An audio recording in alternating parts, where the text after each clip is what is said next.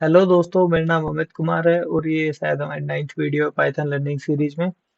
इसमें हम assign multiple values Python variable में मल्टीपल जो वैल्यू है वो मैनी वेरिएबल्स को कैसे असाइन कर सकते हैं या मल्टीपल वेरिएबल्स को मैनी वैल्यू कैसे असाइन कर सकते हैं ये देखेंगे और आउटपुट वेरिएबल्स भी देख लेंगे। ठीक है। जैसे ये एग्जांपल इन्होंने दिया हुआ है, इसमें क्या है कि इन्होंने एक्स वेरिएबल क्रिएट किया है, वाई वेरिएबल क्रिएट किया है और जेड वेरिएबल, और इनमें वैल्यू असाइन किए ऑरेंज, बनाना और चेरी। एक बात याद रखना, जब आप ऐसे एक लाइन में मल्टीपल जो वेरिएबल है वो क्रिएट करते हैं तो इनकी जो वैल्यू होने वाली है वो उसी सीक्वेंस में होने वाली है। एक्स की ऑरेंज होने वाली है, वाई की बनाना और जेड की, चूंकि जेड लास्ट में है, तो इसकी वैल्यू चेरी होने वाली है। लेकिन अगर मान लो मैं यहाँ पे वाई कर देता हूँ और वाई की जगह जेड कर देता हूँ, तो जेड की वैल्यू जो है बनाना हो जाएगी, तो लास्ट में बनाना प्रिंट होगा।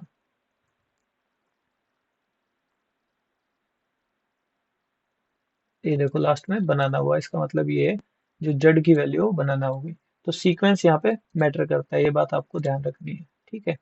जैसे अभी थोड़ा जूम कम कर देते हैं।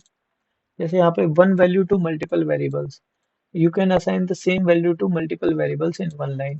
अब यहाँ पे ये लिखा हुआ है। ठीक है। जैसे अभी तो हमने क्या किया था कि multiple values to many values to multiple variable assign किया था। बहुत सारी वैल्यू है और वो बहुत सारे उतने ही नंबर के जो वेरिएबल है उनको असाइन की थी।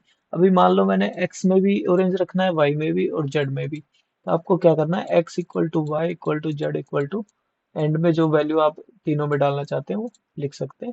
और जब आप इसको रन करेंगे तो तीन ऑरेंज आ जाएगा।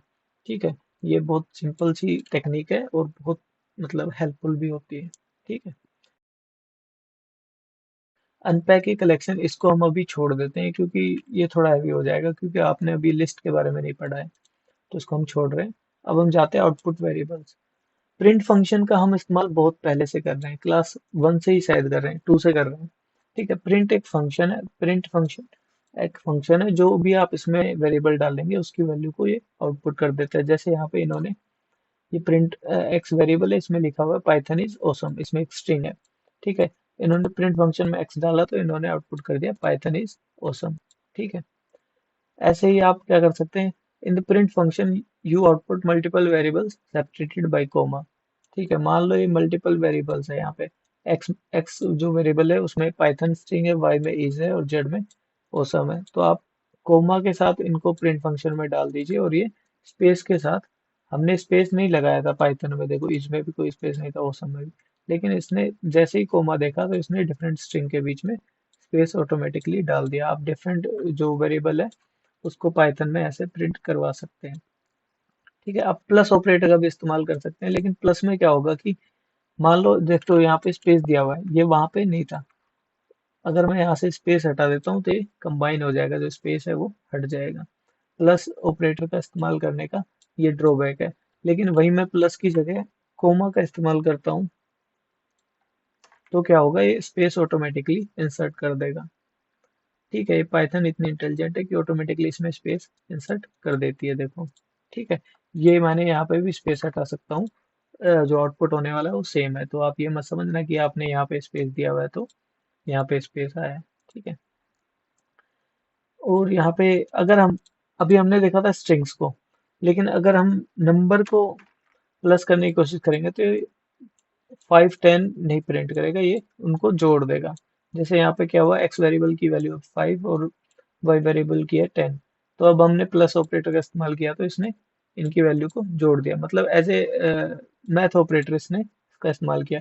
लेकिन मैं इसको स्ट्रिंग में बदल देता हूँ, किसी भी इंटीजर को स्ट्रिंग में बदलना है तो इसको कोमा का इस्तेमाल मैंने कर दिया है। ठीक है। यहाँ पे मैंने कोमा लगा दिया यहाँ पे। लेकिन अब जब मैं इसको रन करूंगा तो इसकी वैल्यू 510 आने वाली है। ठीक है। ऐसा क्यों होगा, क्योंकि जो y है हमें हमने पहले लिखा है, और ना सॉरी x हमने पहले लिखा है और y बाद में लिखा है। अगर हम x बाद में लिख देंगे, y पहले लिखेंगे, तो इसकी वैल्यू 105 हो जाएगी, क्योंकि इसने इनको जोड़ा नहीं है, सिर्फ आगे पीछे लिख दिया है। ठीक है। स्ट्रिंग्स को हम जोड़ नहीं सकते। लेकिन यहीं पे मैं ये हटा देता हूँ और फिर मैं इसको ऐसे लिखता हूँ तो 15 ही आएगा। आप क्योंकि मैथ में आप 5 + 10 करें, 10 + 5 कीजिए, दोनों सेम ही वैल्यू आउटपुट करते हैं। ठीक है, ये यहाँ पे लिखा हुआ था। जब आप एक स्ट्रिंग्स को और एक इंट को जोड़ने की कोशिश करेंगे तो आपको ये एरर देगा, अनसपोर्टेड ऑपरेंड टाइप। ठीक है, प्लस में आप एक स्ट्रिंग्स को और एक इंटीजर को आप नहीं जोड़ सकते। ठीक है, ये लिखा हुआ है। इनको आपको लिखना है तो आप कोमा का इस्तेमाल कीजिए और इनके बीच में स्पेस ऑटोमेटिकली आ जाएगा। तो इसमें यही बताया हुआ है कि अगर आप एक स्ट्रिंग को और एक इंटीजर को जोड़ना चाहते हैं या दो स्ट्रिंग को जोड़ना चाहते हैं तो सबसे जो बेस्ट मेथड है वो है कोमा यूज कीजिए उनके बीच में। ठीक है, लेकिन आप एज ए मैथ यूज करना चाहते हैं इंटीजर को तो प्लस साइन का इस्तेमाल कीजिए। इस वीडियो में सिर्फ इतना ही। धन्यवाद।